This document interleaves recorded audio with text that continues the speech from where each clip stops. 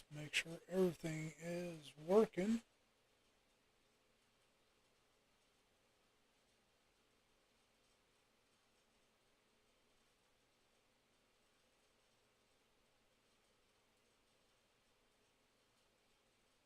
And it looks like it is. So welcome back. Uh, been a little bit since I've been on, and a lot of that has to do with my computer crashed on me. So fortunately, I did have I backed up everything, and the backup was able to work. So we are just jumping right back in at where my backup was. So we're just going to jump right in. Do we've got currently well this line that we're sitting on top of right here. Uh, it's a nice straight line across our property that I'm starting off with clearing everything up to the line, getting everything leveled out and everything. So that's where I'm starting out today. And we're just going to slowly work our way back toward the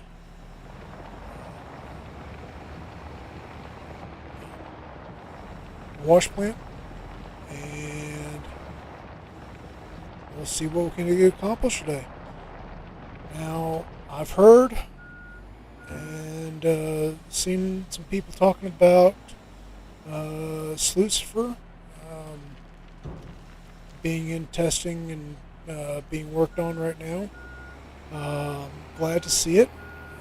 Once they get some of the bugs I'm hearing, once they get those bugs worked out, I'll probably be giving it a try. But for the time being, I'm still going to continue using Numis's.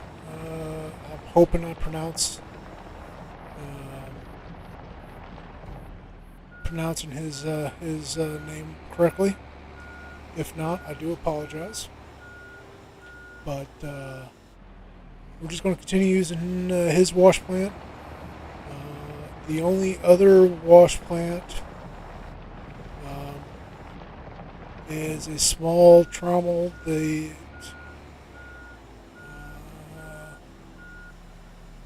think it's RGC that put out. Pretty sure it's RGC. Um, it's a real small plant. Honestly, I'm not a big fan of it, but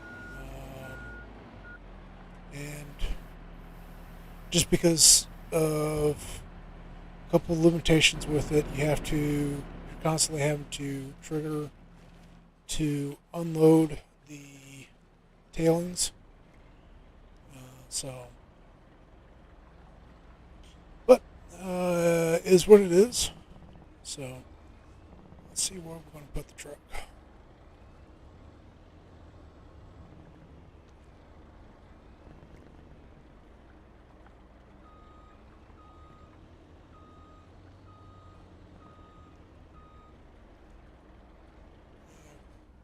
Right there is good enough. So we are still running the truck setup as far as reloading all our tailings into the truck, or all our dirt into the truck, and then we're going to be running the truck to the wash plant. Simple, easy, and it works. So.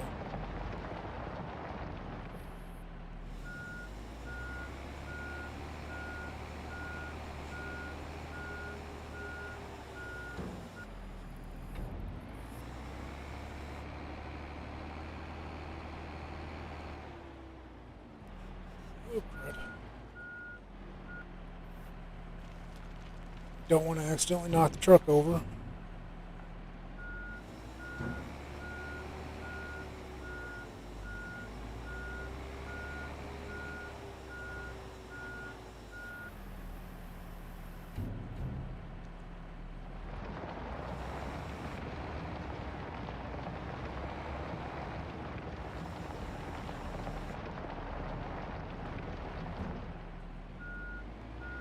There are still some spots to our left that are not level. I picked up a little bit as I was driving down here.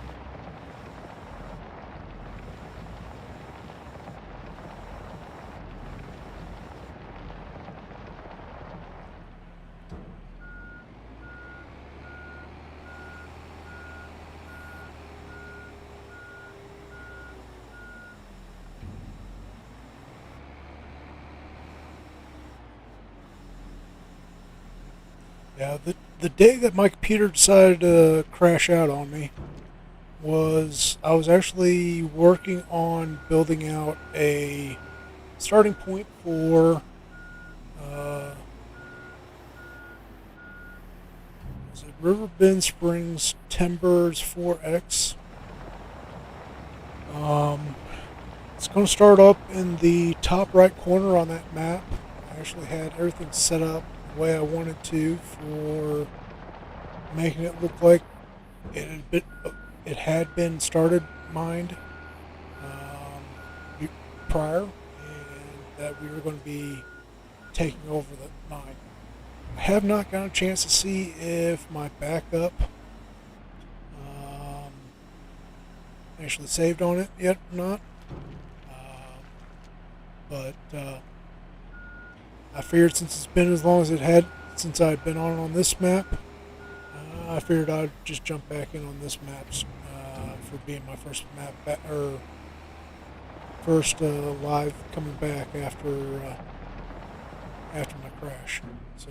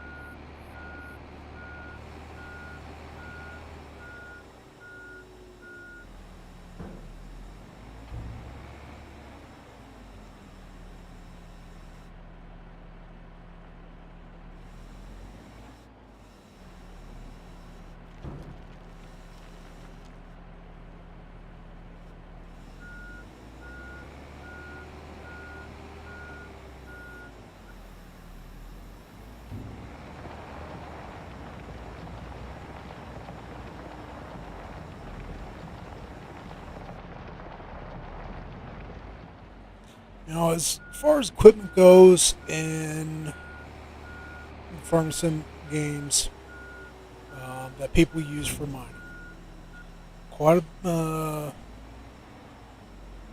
a bit or quite a few people use FS Miners mods, and as a matter of fact, I use his also. There are other guys out there that make mods used for that can be used in mining. As a matter of fact, I've got a D6 dozer that's available that I've actually got loaded up on for this map that I actually like better than FS Miners D6. Now the difference is, let me just pull up. Alright, so FS Miners D6 is the D6R. This guy right here. It's a good looking dozer. Don't get me wrong, but there is, and there's the ripper for it. But there's a D6T available, and this one is offered with the 6-way blade and also with the U blade. Now, what I really like about this dozer over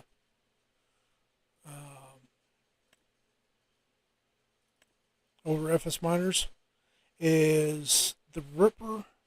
I've just had better luck out of this ripper than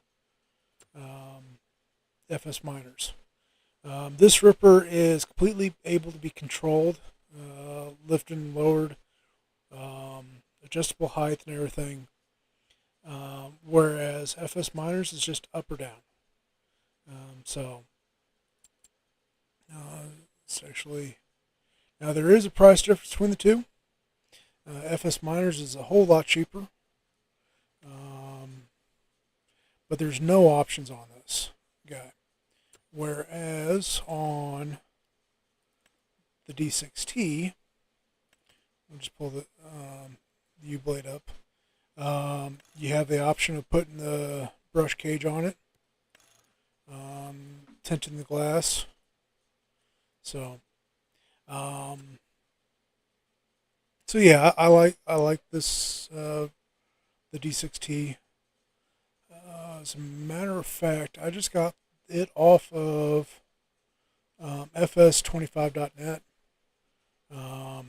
Just type in D6T and you'll be able to find it. It'll pull right up. And then, so yeah. So, but yeah, there's other guys. Let's see. Actually, let me see who makes that real quick.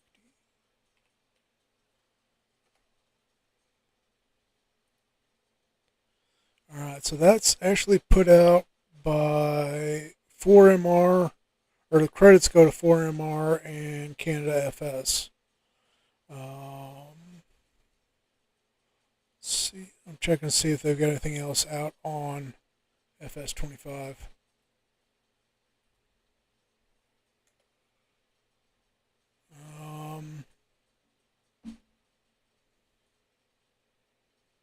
Actually, they got a few. He's got a few different mods out, and as a matter of fact, one of them I have loaded up. I think. Let's see, it was one of the Pete's.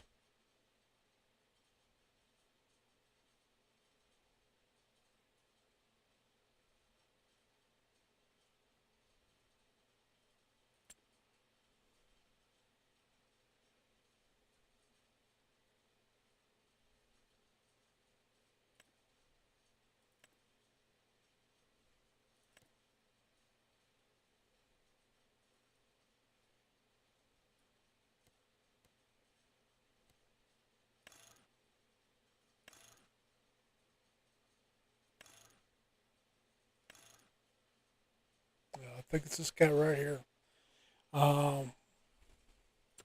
And I think maybe.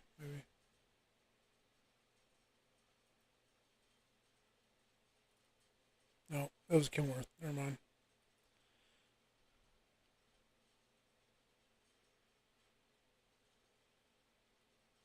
Maybe I don't have it loaded up. Oh, but he puts out a nice looking dump truck. So,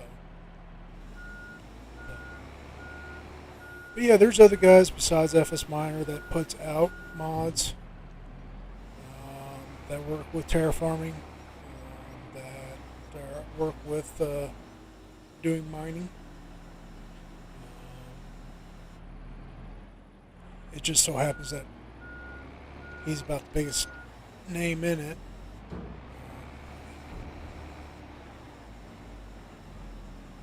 He has it in his actual name, but and then you got like guys like RGC. They're real big in 22.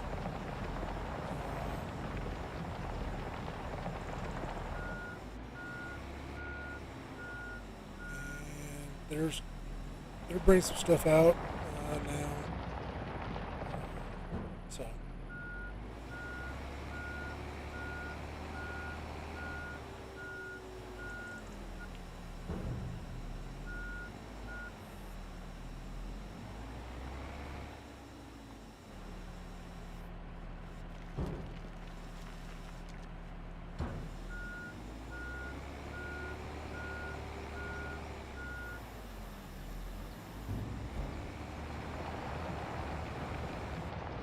see how's our wash plant doing.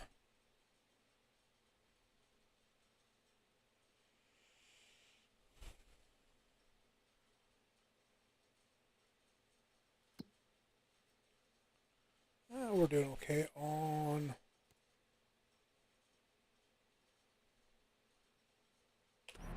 dirt.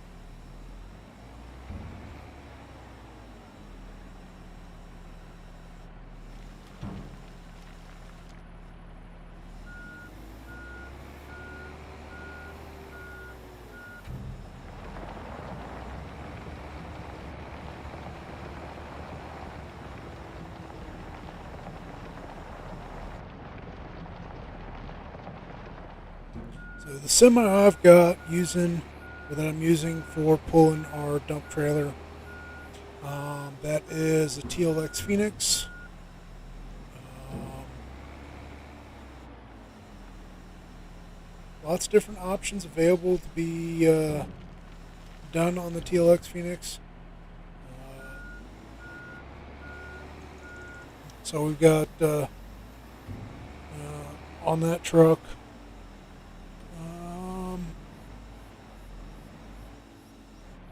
I know we got the tag out, so I forget what all settings I did on that one. It is currently leased, so I can't really make any changes to it until I actually buy the truck out. So got a little, going to be a bit before I can make any changes to it. I think I just got it at its lowest power setting right now. But it's a very nice truck. One of the mods I do run is lease to own. Now I'm actually trying out another mod on my Riverbend Timbers series, but I've got, for one, I got to make sure that the series is actually going to, or the save saved is not corrupted or anything. But it's actually more of a finance mod, not a lease to own type mod. So we'll see if it see how that turns out for me.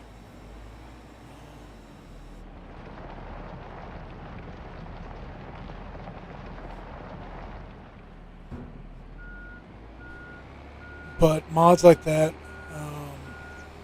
feel more real to me on when starting up a map or a playthrough.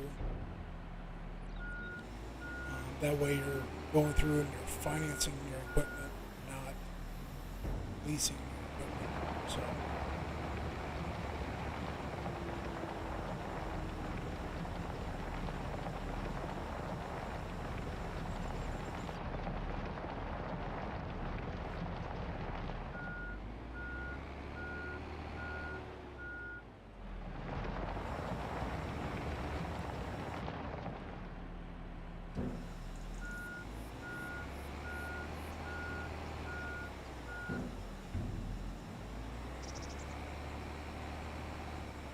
Yep, we're fixing to have to move the truck again. Now, this trailer that uh, we are using Unreal capacity on it. I think it's at 1,000,000 liter Unreal capacity, which ends up meaning we make less trips back and forth. We can stay in equipment longer. So.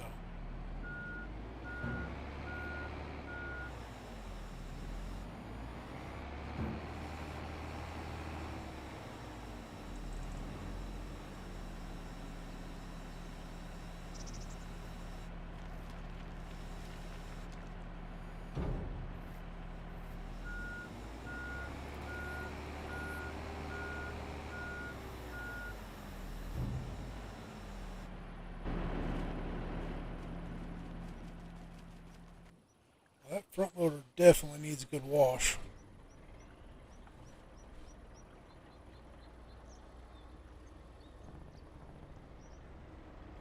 Let's see.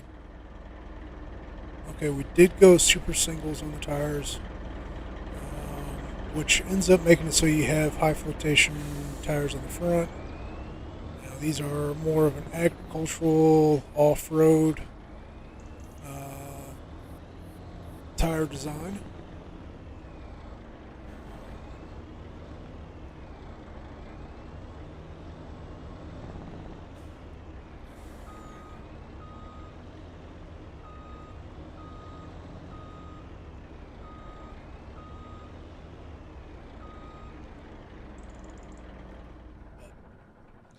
Good, sharp looking truck.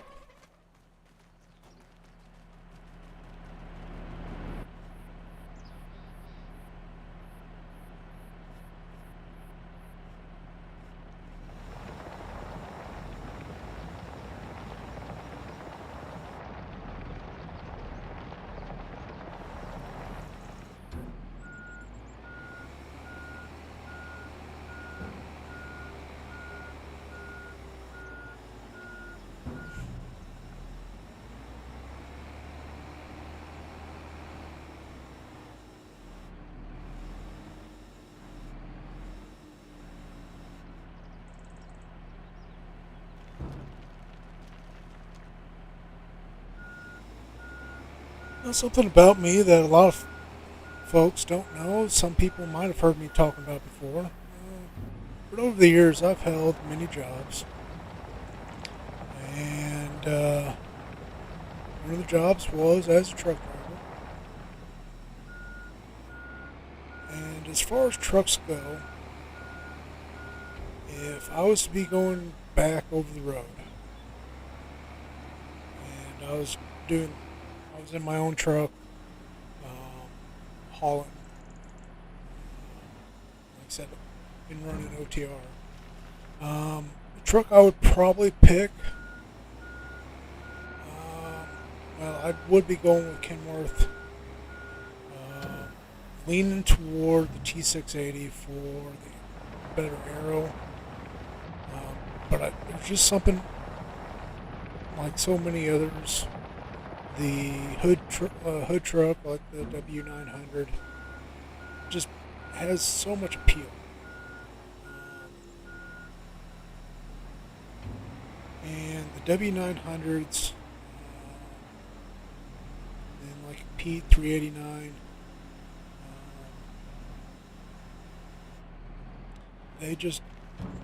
they hold their value so much better than your aero trucks do. When I was over the road, I mean, I didn't get the opportunity to drive everything out there. In all honesty, I spent most of my time in the Cascadia. Actually, I think I was in 3 different Cascadias, but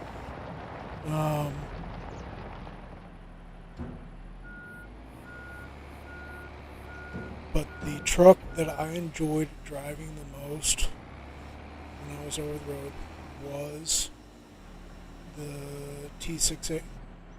T680. Never had the opportunity to drive a Volvo.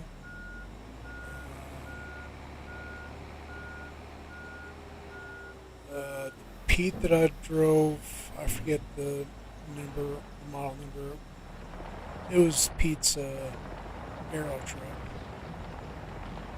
But I like the T680 better than Pete's. International that I drove, it was rough. It was rough riding, rough driving.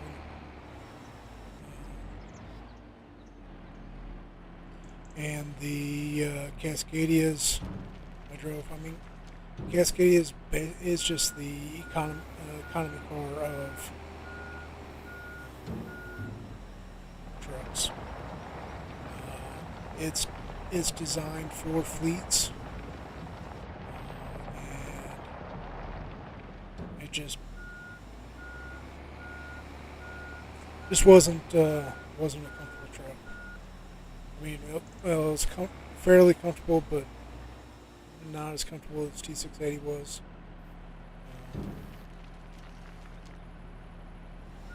So that's why, if I was to pick a truck for over the road, probably be the T680. Now, if I got a good deal on a W900 with studio cab on it, or studio bunk, yeah, I'd jump at it. But the money difference between the two trucks, T680 probably end up being what I'd end up in. So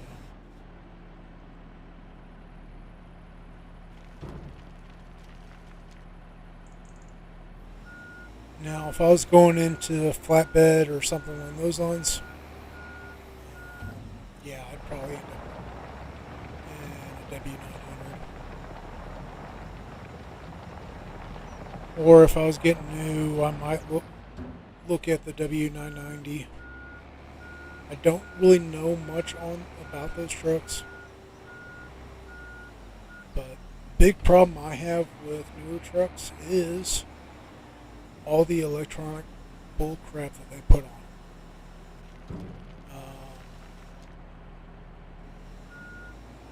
The automatic braking, the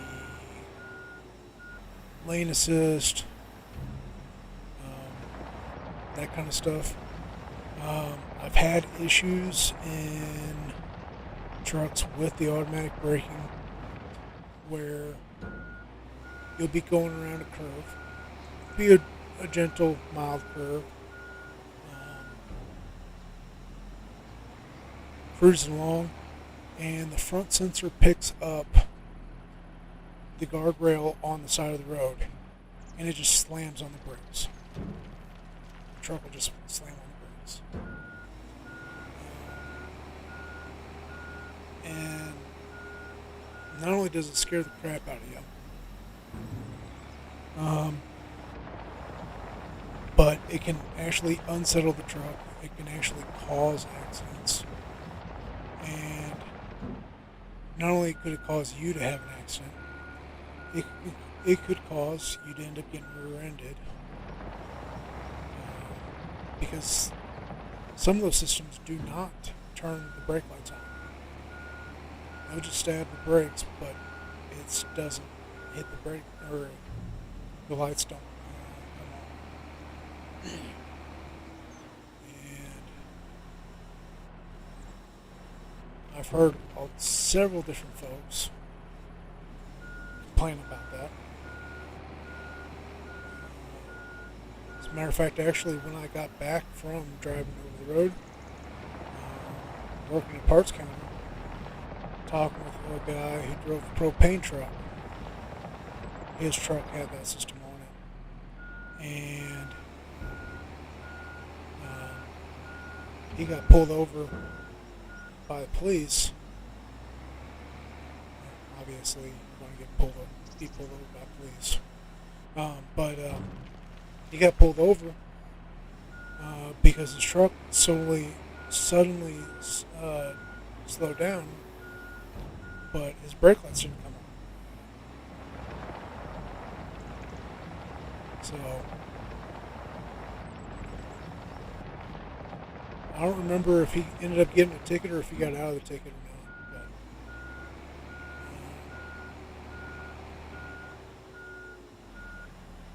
But that's one of those things that it was completely out of the driver's control, and causes issues. So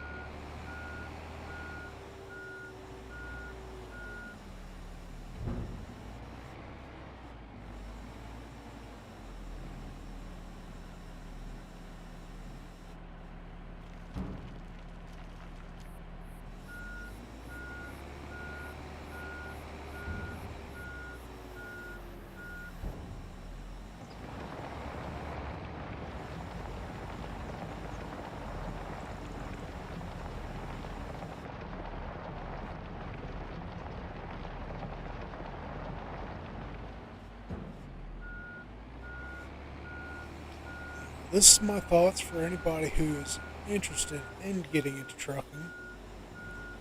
A couple different paths one can take um, to get into trucking. You're going to have to get your CDL one way or another. The most common way nowadays, I'd say, is probably just going to a driving school to get your CDL. Most schools nowadays, or at least that's the route I went. And the school I went to, they have contracts with different trucking companies that will help you get a job in trucking. So if you go this route, what you'll end up doing is you'll go to a driving school. You'll get, once you get your license, you'll actually go through the hiring process with one of many different trucking companies. And you'll probably go through an orientation, and then you'll be put on a truck with a trainer.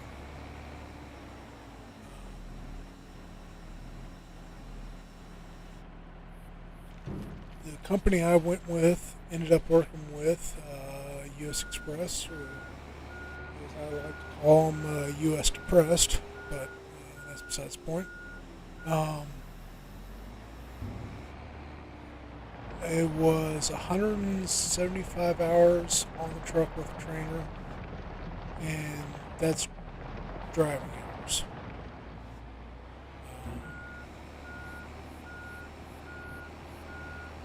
So, 125 hours, or 75 hours, I'm sorry. And I did that in right at about a month. And after that, you will end up getting your own truck. You'll actually have to test with the company you're working with, and then they'll give you a truck. Now, my experience with U.S. Express was I was in a truck solo for a month after having gotten off the truck with the trainer. I was solo for a month, and then I was given a teammate. So I was having to run teams, and that did not work out well for me.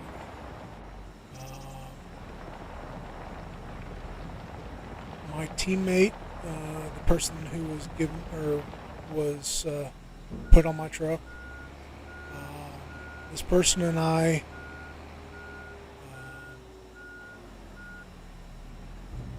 we got our licenses at the same time. We went to the same school to get our licenses, and we had gotten our licenses within days of each other.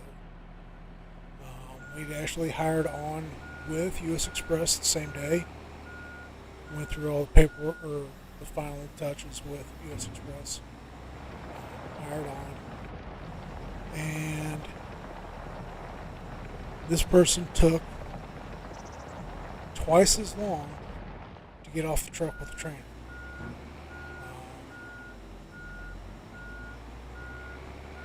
Now,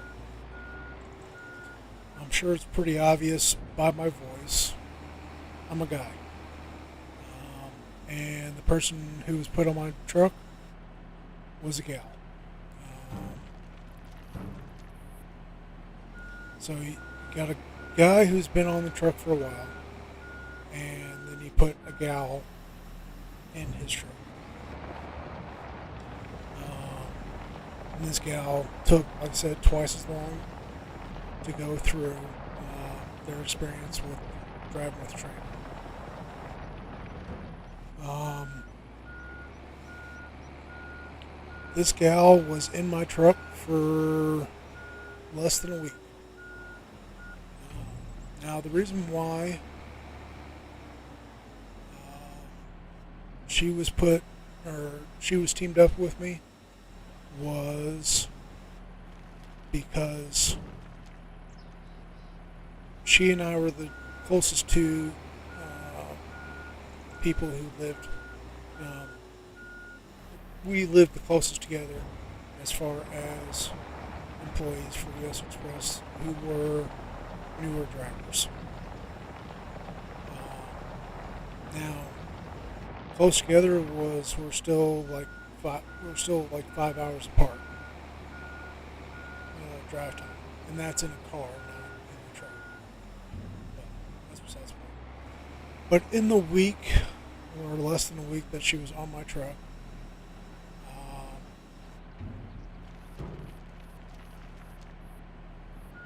I ran my clock. I think I was at 64 hours out of my 70. And she had only done like 45, 50 hours. So I was driving hard, much harder than she was. I was racking up the miles a lot faster, putting more miles on it. I was just pounding the pavement harder than she was. But what got her off my truck was I just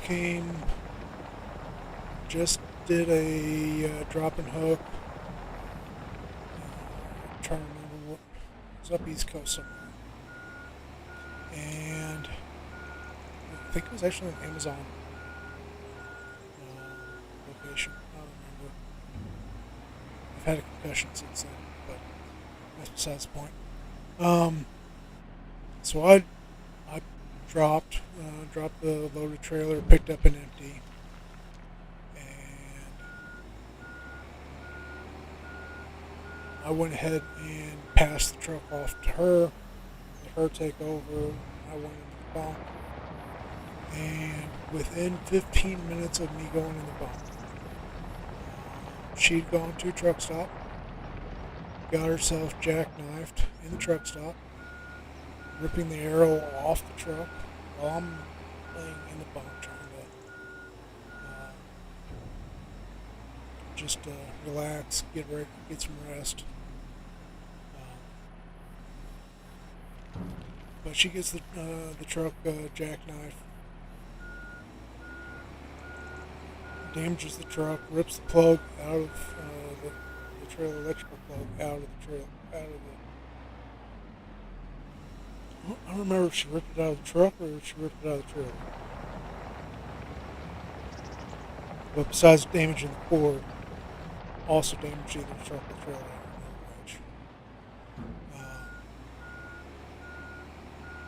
And then, like I said, ripped the arrow off the truck. I had to get her unstuck, and after getting her unstuck, she'd gotten the truck filled on fuel, and then she proceeds to drive through a no truck area with the idiot box that I like to call it, but the digital logbook screeching at her the whole time, saying that it's a trucker's or restricted zone. But I think she had been on the truck for 5 days at that point.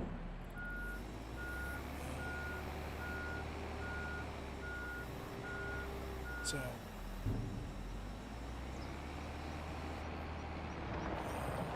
I talked to my dispatch, and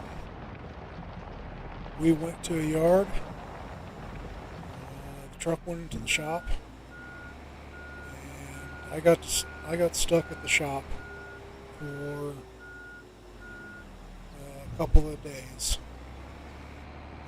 because, well, the truck had to get repaired, and instead of the driver who damaged the truck being the one who had to wait for the truck or wait for the truck to get repaired, the person who wasn't at fault got screwed out of a couple of days. Now, granted, I had to go on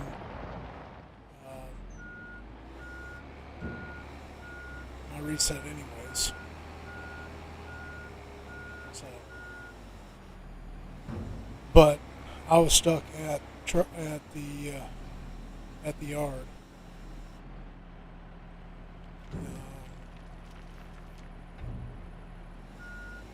waiting for the truck to get repaired. So, and she got a different truck. She had they actually gave her a rental car to actually drive to 30 miles from my house to pick up the truck. So, I'm not sure why they didn't just give me either give me a truck that was on the yard, which they wanted to give her a Pete, because that's what they had available on the yard, but she wanted a Freightliner. So, and I honestly would have taken that Pete in a heartbeat over the Freightliner. Oh well, so that was my experience.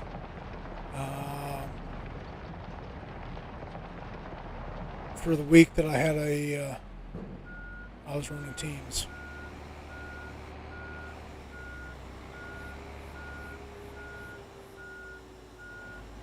In all honesty, as small as those trucks are, the bunks on those trucks, I would not ever run teams. If you got the option, do not run teams.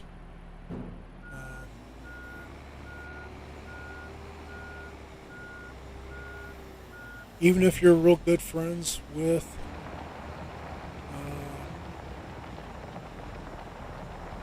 someone,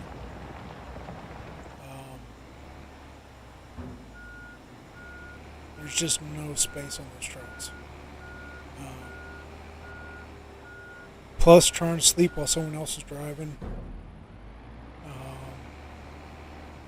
it's rough. So.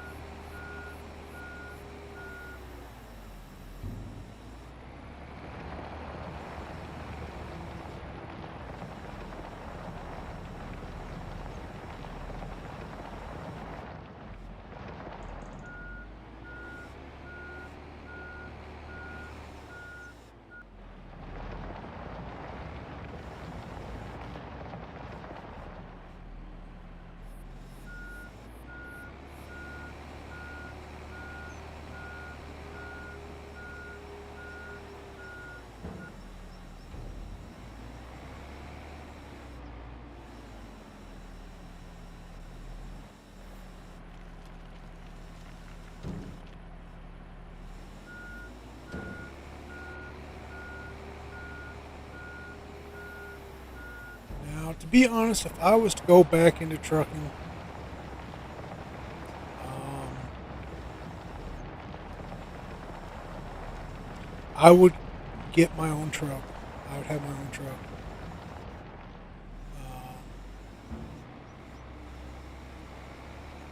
And I'd either lease on with company or be completely independent. Um, Independence rough. Um, Being completely on your own authority. Startup costs are very, very high. Besides just having your truck, your trailer, you'll have your insurance, your plates. Um, it's very costly to go and completely independent. On top of that, then you gotta get loads lined up yourself. Um, and the first 2 years of any authority, that's going to be your trucking company. Um, First 2 years, your insurance is going to be outrageously expensive. That's going to be the case for any new authority.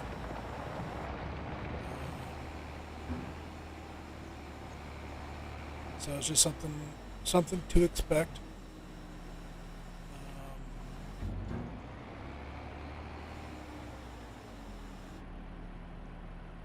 Now, if you're leasing on to, say you own a truck and you lease on to a company, you'll get discounted rates on fuel. You'll They'll provide your plates. They provide a lot of stuff for you at discounted rates. Now they do take some of the profit, but it takes a lot of the guesswork out of starting an authority, going independent. Takes a lot of that guesswork out for you. But that's probably the route I would go. Truck wise, I would probably go and see about finding myself a pre-emissions truck.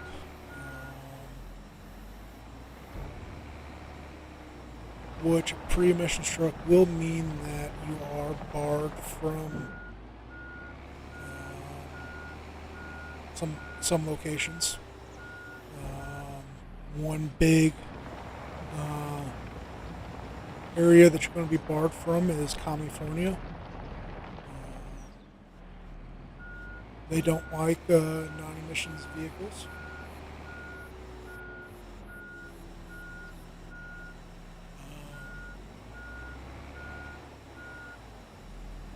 But in all honesty, I would be avoiding those states anyways.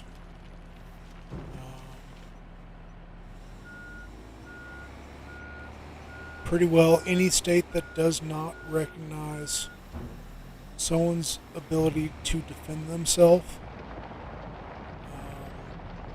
I would not go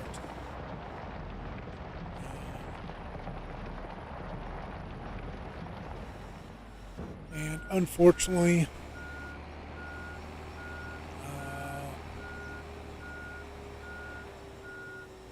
there's quite a few states that make it rather difficult for someone to be able to defend themselves.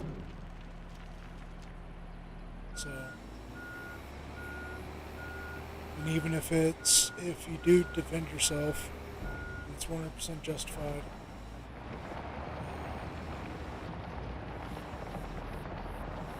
They'll still go after you.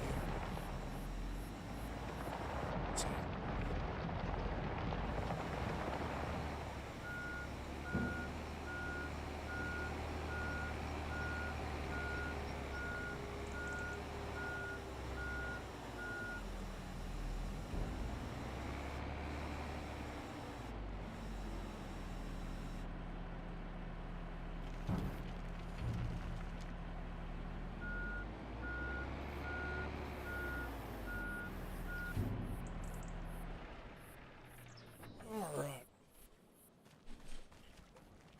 We're not 100% full, but we're close enough.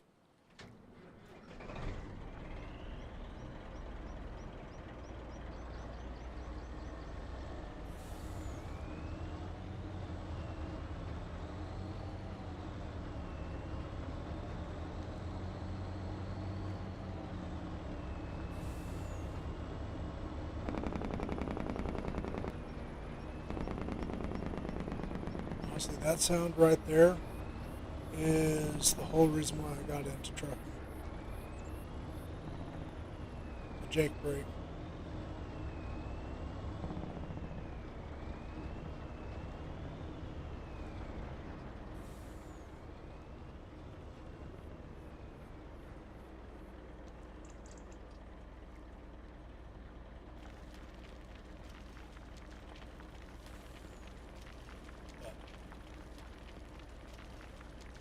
Oh well. I kind of forgot about tailings.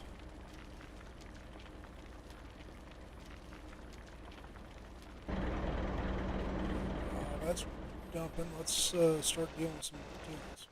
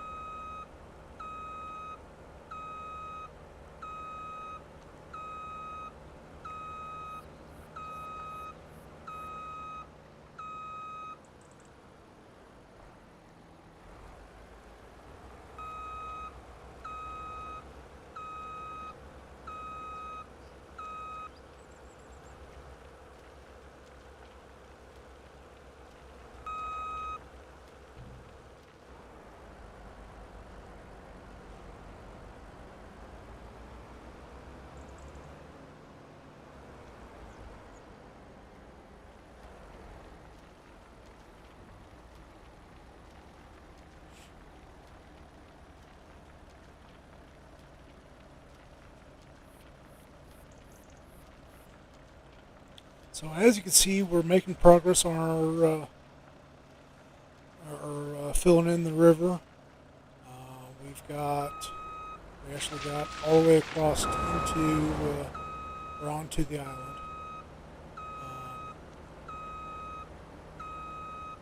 We're just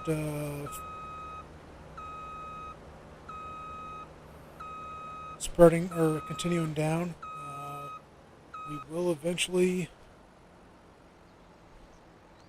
once we get to the point of it, we will probably just start selling our tailings instead of filling in. But this works for the time being for our tailings.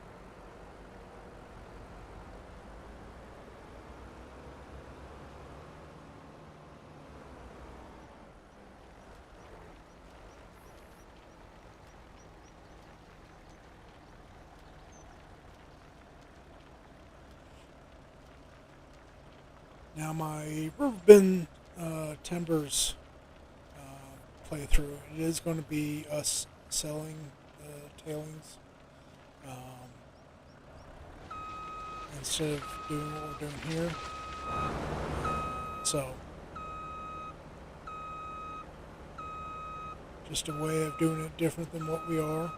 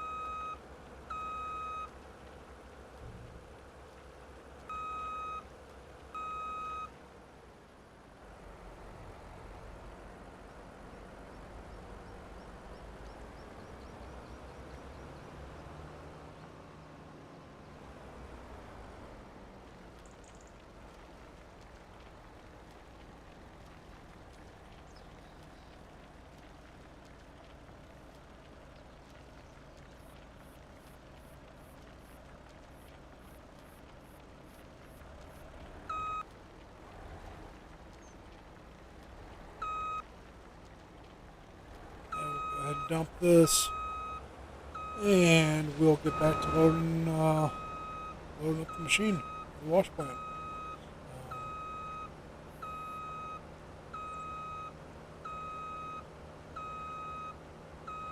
The way this wash plant is set up is basically you can preload it with up to 1.5 million liters of dirt, and then it'll just slowly work its way through it. And in all honesty, it's not really all that slowly. It churns through it pretty quick. So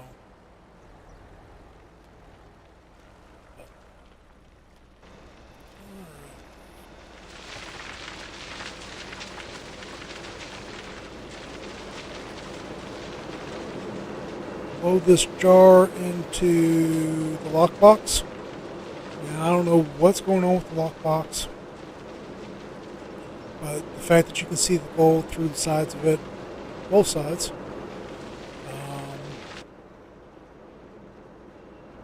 and I mean, just looking at the side of it, we're just below halfway, and that's actually 42% load.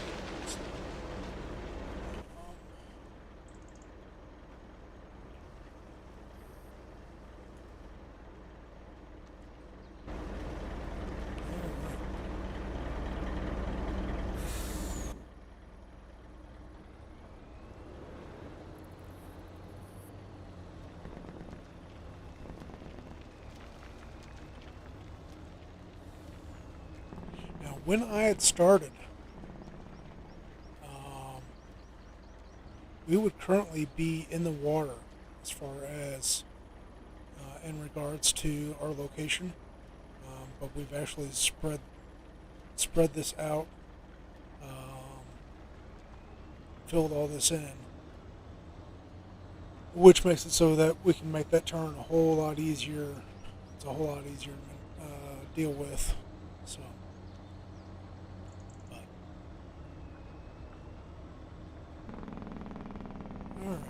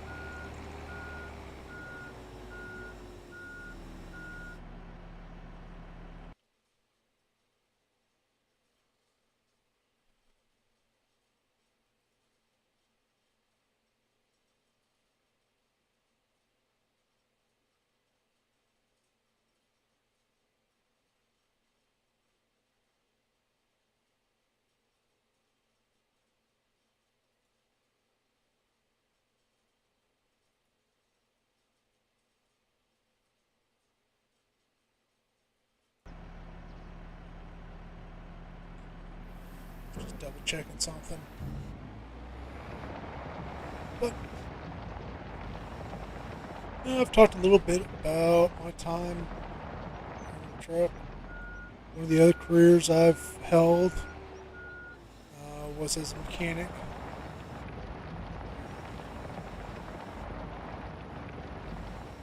And I'll be honest with you, work as a mechanic is rough on one's body.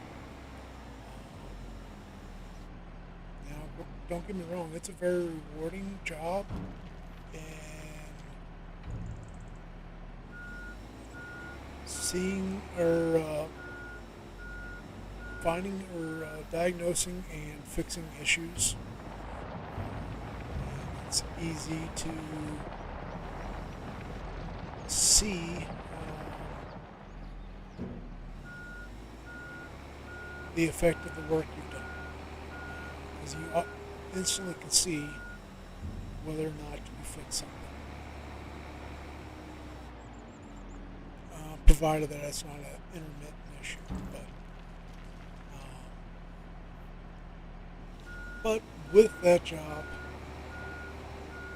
it is quite strenuous on the body. My specialty when I was turning wrenches was I was a chassis guy. So I did a lot of steering, suspension, chassis work, alignments, and that's the work that you are doing in that is obviously quite physically intensive. A lot of chassis work has you swinging a hammer, turning wrenches, obviously.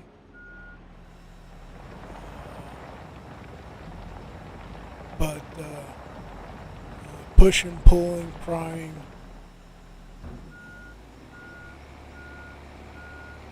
quite often you're in some odd, precarious twisting of your body, and in all honesty, that's the number one cause of the damage to my back.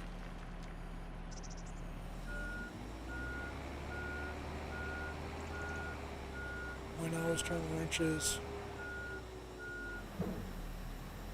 I'm pretty sure I broke every single finger at a minimum of once. Some fingers got broke multiple times. Whether wrenches slipping, missing, hitting the pickle fork, and smacking the hand. That kind of stuff.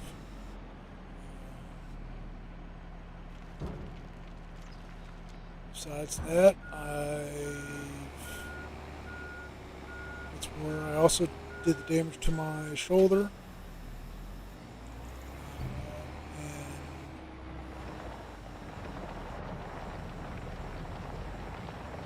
having dislocated my shoulder.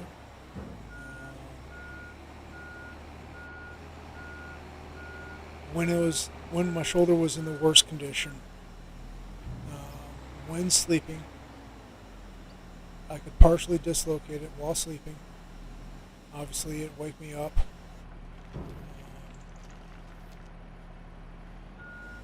But I had gotten to the point where I could just roll over, twist my arm in a specific way, and pop my shoulder back in. I'd be back to sleep in 15 minutes. But end result is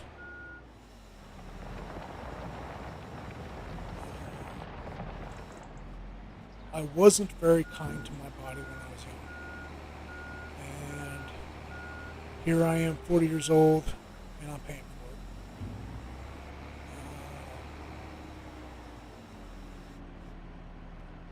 But there is also some pretty decent money in turn wrenches, depending on where you work, what kind of work you do.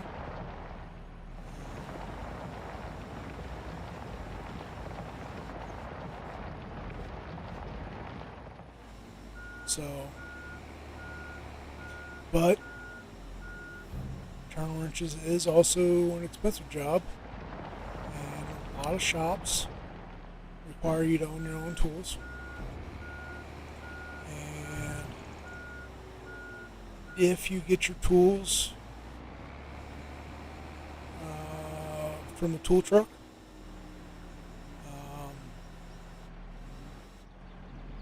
you are paying a premium just to have those tools brought to you.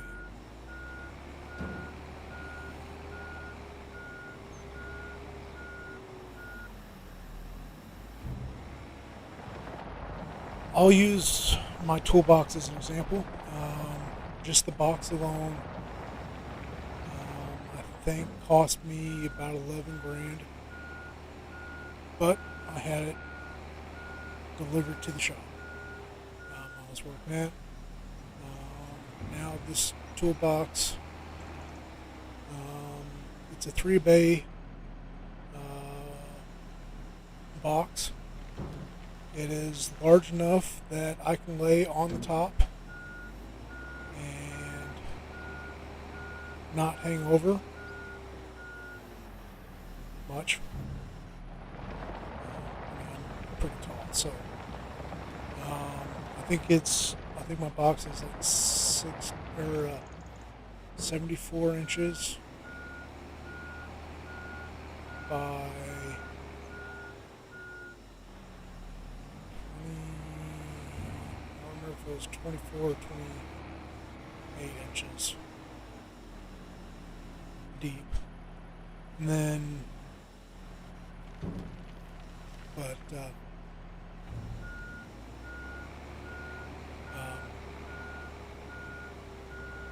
yeah, then I've got a hutch sitting on top of it. But so yeah, the box, it cost me I think 10 or 11 grand. Now, if I was to go and buy a box from, say, Napa, if I walked in Napa, ordered a box from Napa, it would have been half as much. And in all honesty, the slides, the weight capacity, the rollers, the wheels of Napa boxes is just as good as what you get from a tool truck. And it's half the price. Now, if I was to go to Harbor Freight, I could get a similar size box for probably 3 or 4 grand. Much, much cheaper. So, now, Harbor Freight has come a long way in some things. Got a long way to go on others. But if someone's wanting to get into turn wrenches, wanting to get into being a mechanic, and you have to provide your own tools. What I would honestly do if I was starting over is I'd go to Napa, and typically around this time in the year, Napa ends up having their tool sale. And one of their more recent partners is Gear Wrench. And Gear Wrench actually offers loaded toolboxes.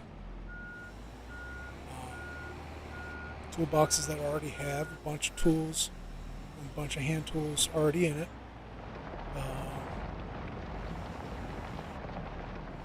And in the tool sale, they typically have some pretty good tools or sale prices. So that's probably the route I would go. So you're not going to have anything too crazy price-wise. It's going to be definitely a whole lot cheaper than going on a Snap-on truck or Matco, Mac, Cornwell.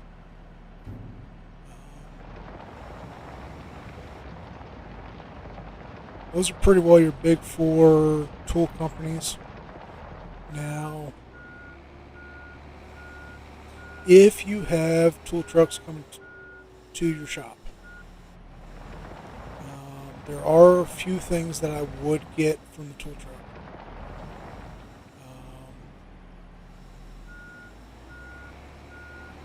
And it's going to be your tools that tend to wear out, that are lifetime warranty. So your ratchets, number one thing I would go with. Find one you like.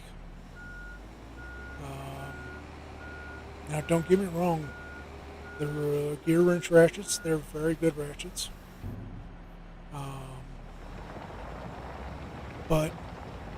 And gear wrench's warranty is a very good warranty. But the way like gear wrench's warranty works is they will mail you replacements.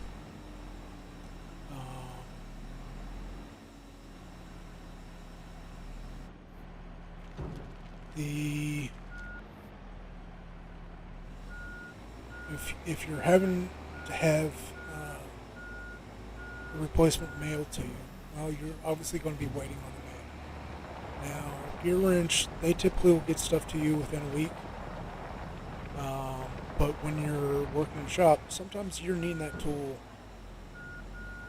a lot quicker than a week. So that's why I like ratchets. Why I would say get a ratchet from, or get a couple of ratchets from tool truck.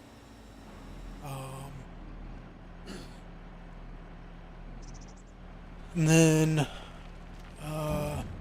if you're in a situation where you need a dead blow hammer,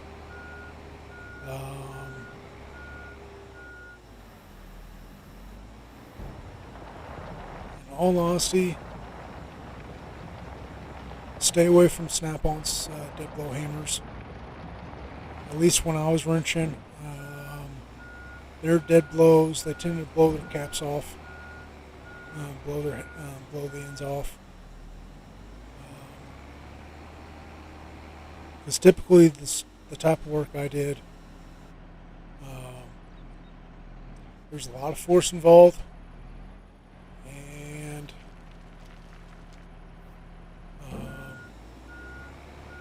the Snap-on dead blow hammers just didn't like that work.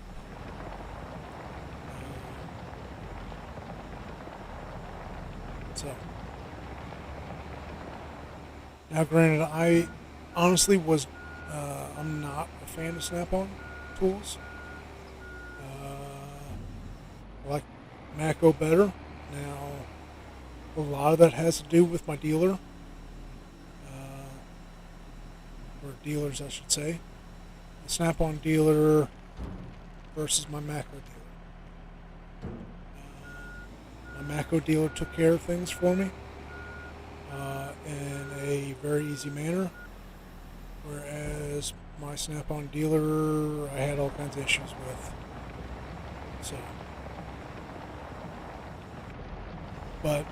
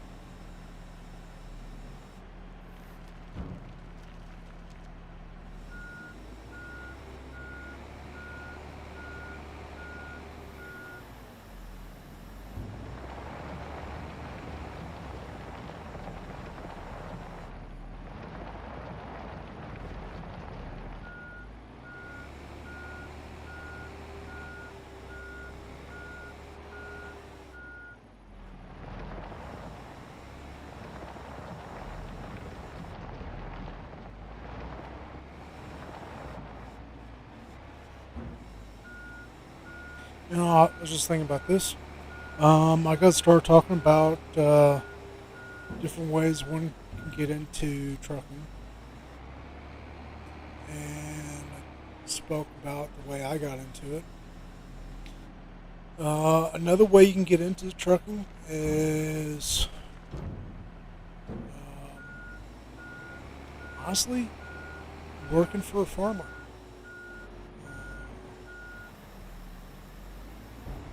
Work, get a job with a farmer, and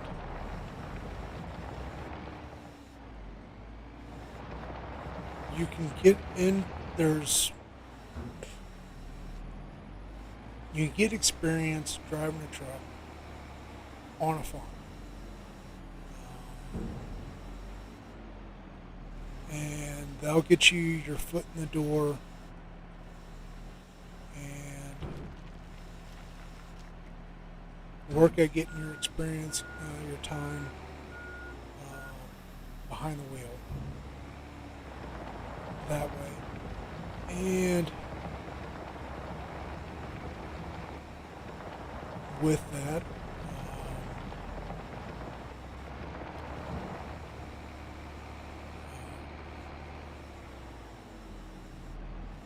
you can get your license that way. Um,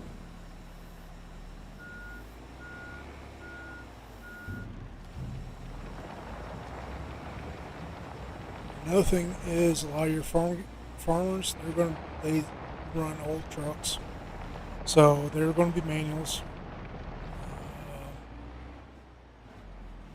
and that way you don't have the automatic only restriction on your license. So that's definitely a route you can go. Um, as far as getting you going and getting your CDL,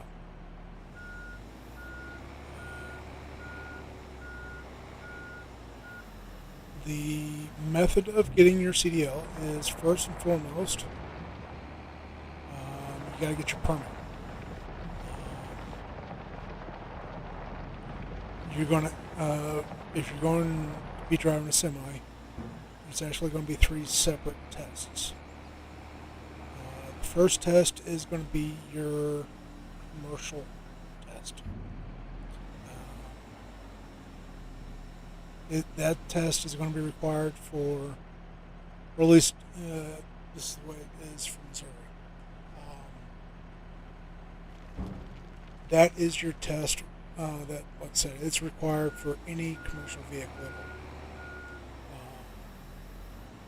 If memory serves me right, it's the same test as what's required for a chauffeur's license.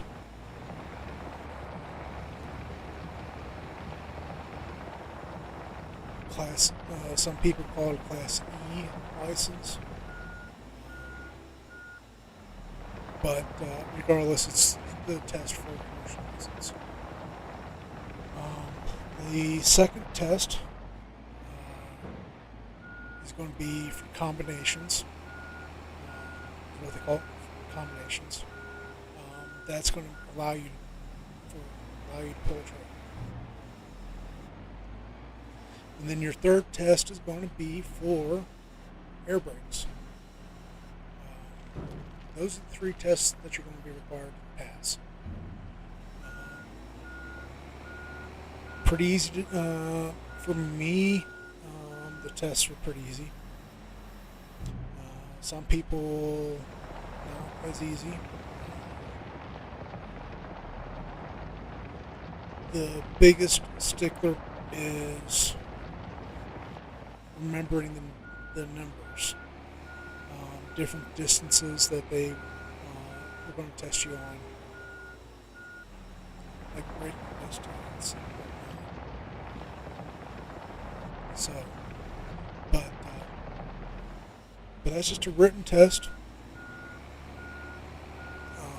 Multiple choice questions, and in all honesty, nowadays it's all digitized. Pretty simple. Then your next step is driving experience. Now this is going to be, you'll have to be in a truck with someone who has your CDL.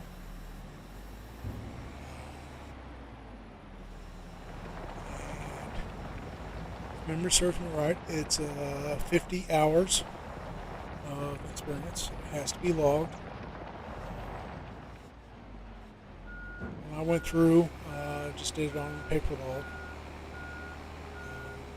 Very, very easy to do. But 50 hours, if memory serves me right, is all that's required. After that, you actually have to take the practical test. Now, the first part of the practical test that you're going to have to pass is the pre-trip test.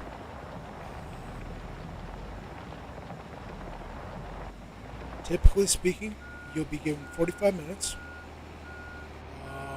And in that test,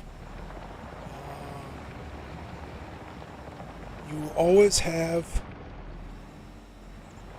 I think you'll always have the in-cab, you'll always have the in-cab test portion. And then you can have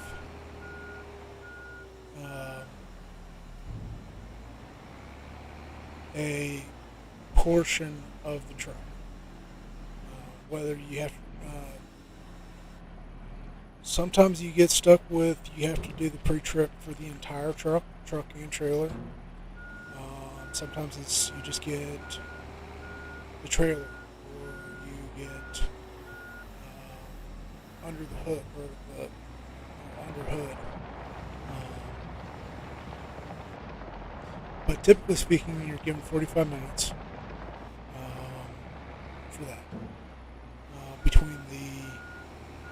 For the pre-trip, and part of the pre-trip is going to be your air brake test. And most highway patrol who are running these tests, they do not have CDL, so they expect, they're listening for you to say things, specific things, and they want things worded in a specific way.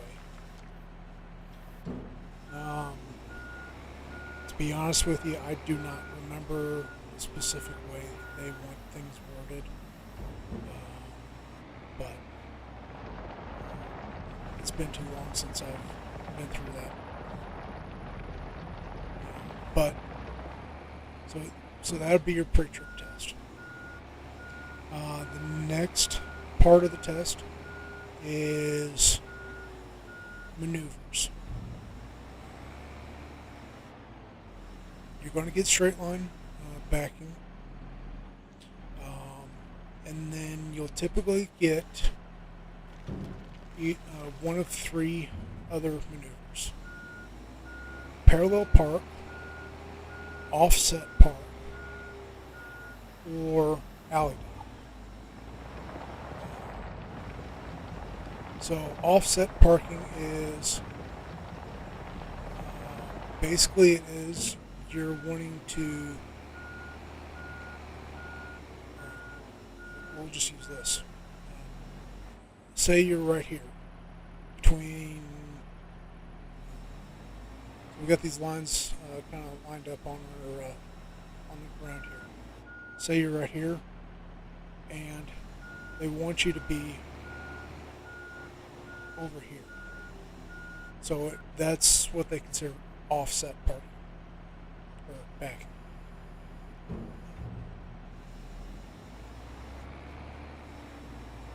So that's one of the tests.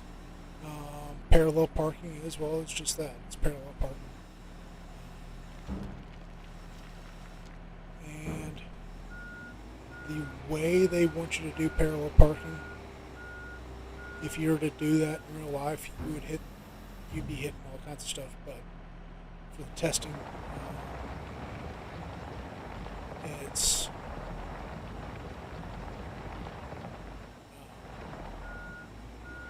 ain't nothing. Or well, it's you're just parallel parking, ignoring the fact that there's nothing in the parking spot on the front side.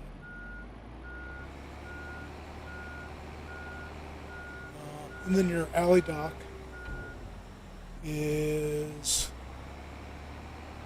where you got to while backing, turn the trailer 90 degrees and park into a parking spot, or well, typically speaking, into a dock, basically. Those are the tests that are required for getting the license. Problem with those tests. In real life, you wouldn't do any of those maneuvers, with the exception of the alley dock in extremely rare conditions.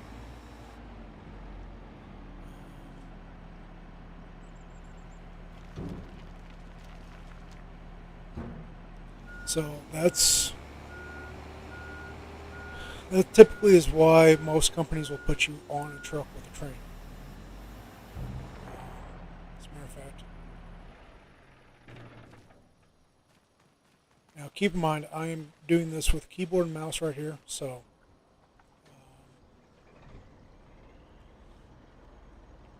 say, let me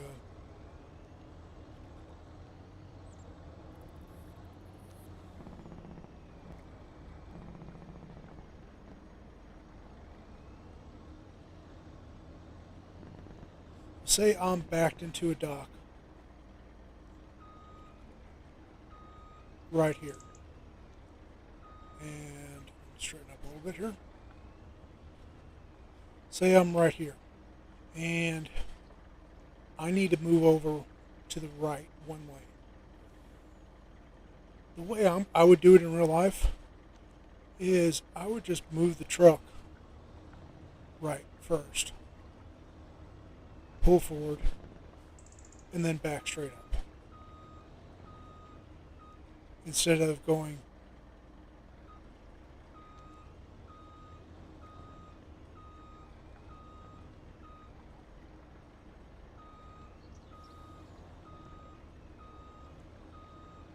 like that to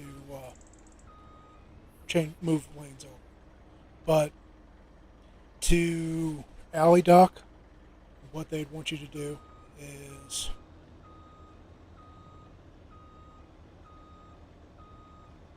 this, which like I said, I'm doing this keyboard and mouse, so, and the truck's does not turn as fast as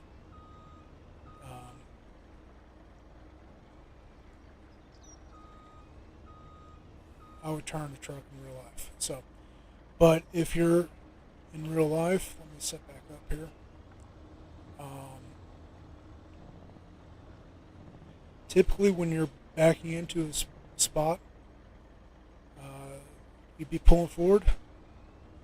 You would start turning the truck like this, and whip the truck or trailer in.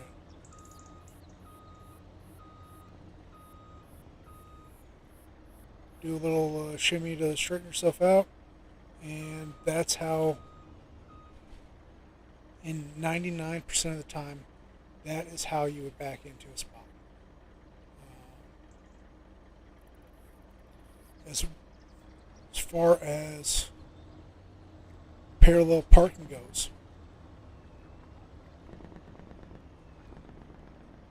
alright, say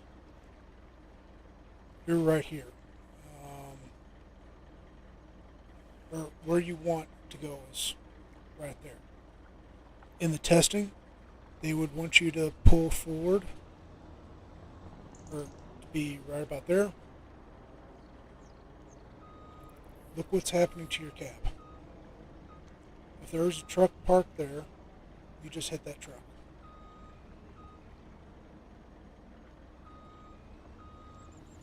But that's how they want you to do the maneuver.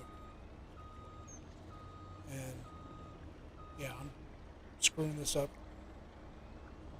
because, well, one, I'm out of practice, but two, doing this on keyboard and mouse. So, but in real life, you would have something parked there. So, say you're right here. Say you're one parking spot right there. What you would do in real life is you would pull away. Kind of start sliding the trailer into the park, or angle of the trailer toward the parking spot, and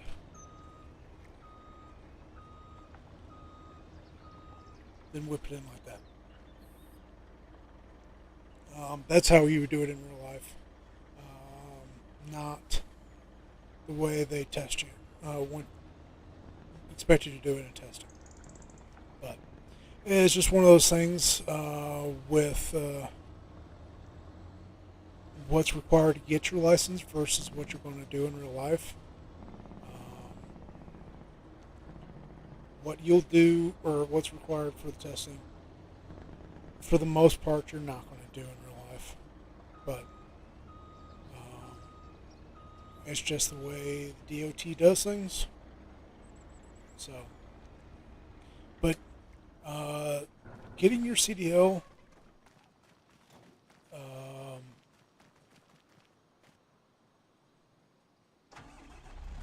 for the amount of responsibility that you have behind the wheel of that truck is not very much time at all. I think it is like just like 50 hours is all that's required behind the wheel before getting your license.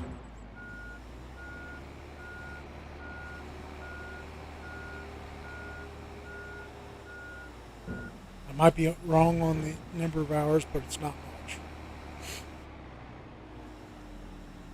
The school I went to,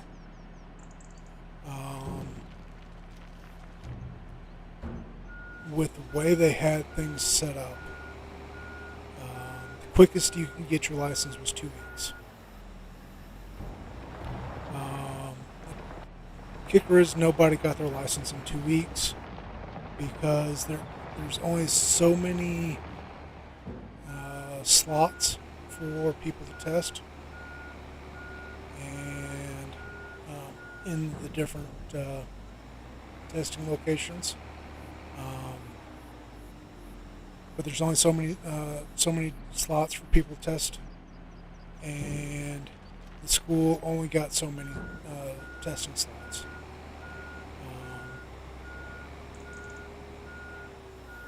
So I was ready to test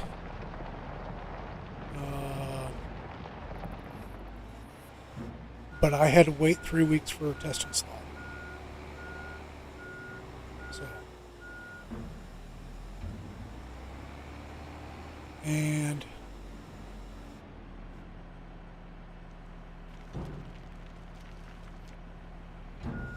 the school I went to was just outside, or was, well, I say St. Louis.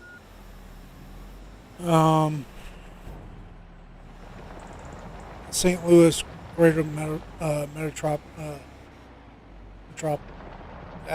I can never say that word. Metropolitan area. I don't think that's the right word either, but greater St. Louis area.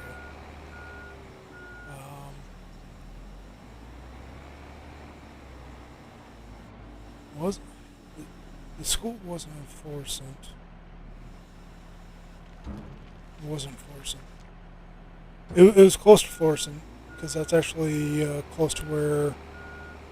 It was close to where my dad grew up. He actually lived in Calverton Park, which Anybody knows St. Louis? Calhoun Park is right there by Florissant. Hazelwood. That's where it was, Hazelwood. I think. I don't know. I've had a concussion since then. Um, but yeah, it was on the northwest side of St. Louis. Was the school. Um, and I actually live southeast Missouri. I live south of Cape Girardeau. And one of the testing facilities that the school used was all the way down Malden, Missouri. Down in the Boot Hill. I think it was about 140 miles from the school.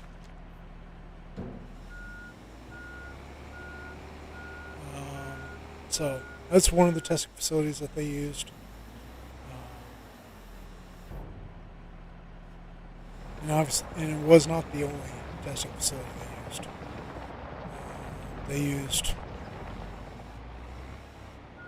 all the testing facilities around St. Louis.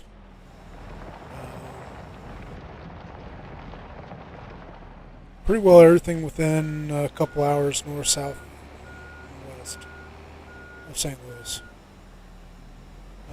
for testing facilities. So,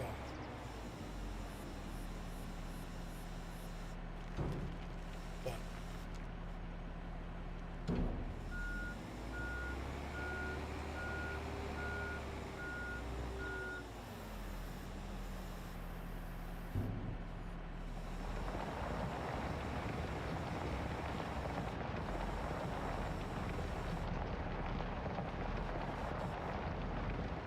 now, as far as setups go, truck, trailer setups. I ran vans and reefers when I was driving for U.S. Express. Spent most of my time pulling vans. Spent a short period of time pulling reefer. And when I was actually pulling reefer, that was when I was working a Walmart contract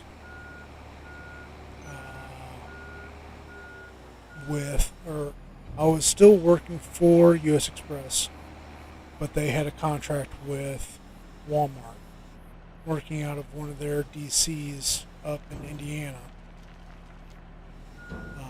I was up there for a good while, actually, of my time. So,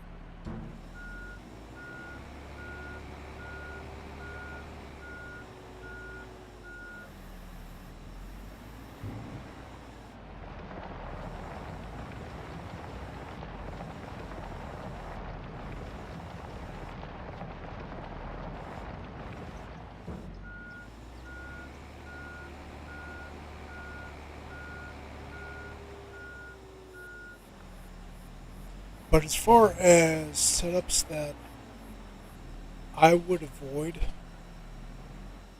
after seeing what I've seen when I was over the road, I would avoid pulling shipping containers, hauling shipping containers. The reason behind that is shipping containers tend to be very top heavy. Trucks pulling shipping containers were all honesty, the number one truck I saw in an accident. More rollovers than any other setup that I've ever seen. Just more accidents in total, in general, from guys pulling shipping containers.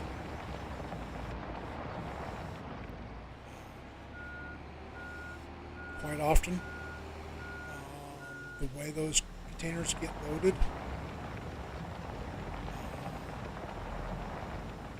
people loading those containers don't care.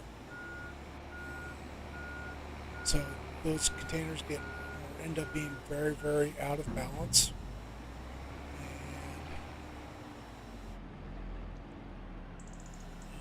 just becomes a nightmare to pull. So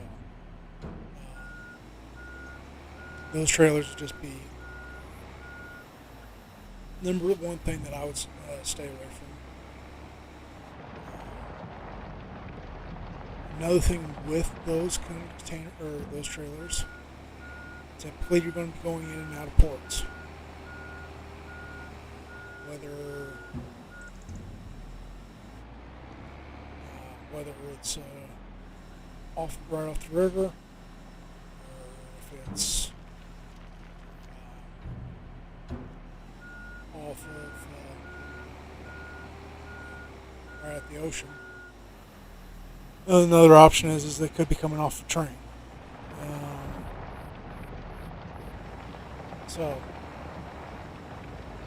But yeah, those are the setups that I've seen have the most accidents.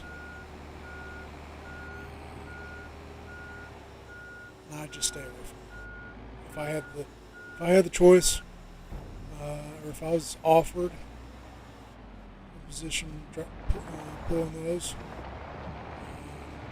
I would turn it down. Unless there was a lot of extra money involved. But it would take a lot of extra money to offset me driving slower because of how out of balance those end up being. So.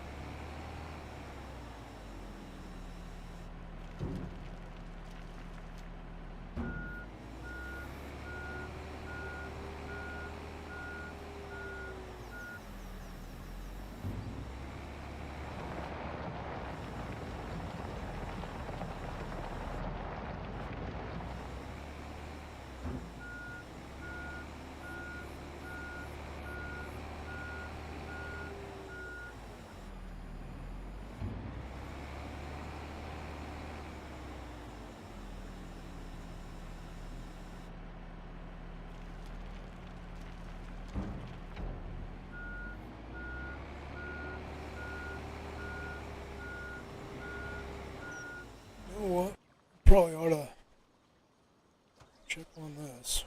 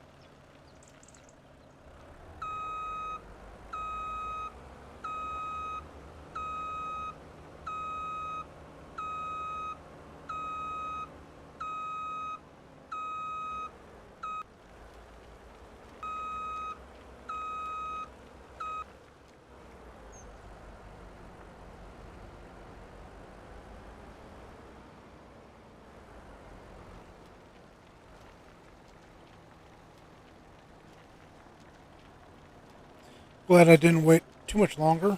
Otherwise, the plant would have shut down because it didn't have room for the tailings.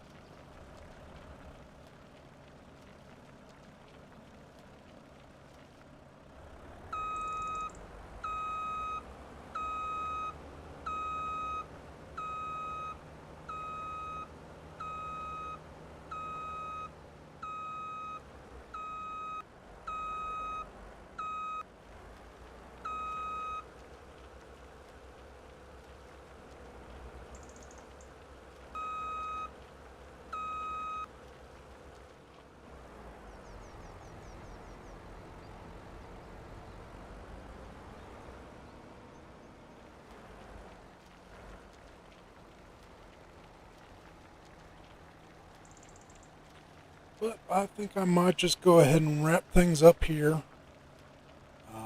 I am very glad to have my computer back up and going. And I am glad that I had my backup save. That allowed me to jump back in where I did. I lost out on some of the work I did off camera between the last episode that I live streamed and this one, but tis be what it tis be. At least didn't have to start completely over, and that is a good reason for always backing up your work. But before we sign off, I know our bin here is not full on gold, but let's go ahead and sell what we got. So,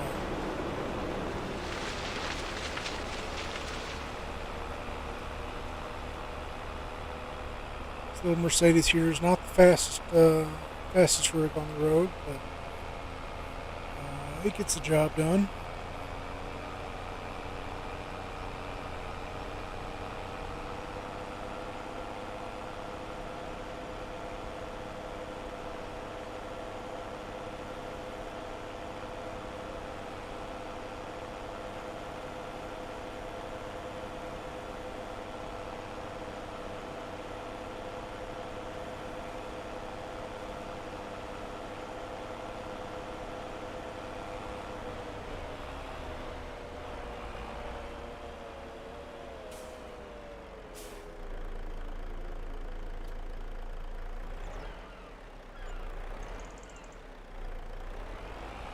Oh wow, that's pretty good change. $627,615. That's a lot of money. But like I said, I think I'm going to wrap things up here. I want to say thank you all for watching.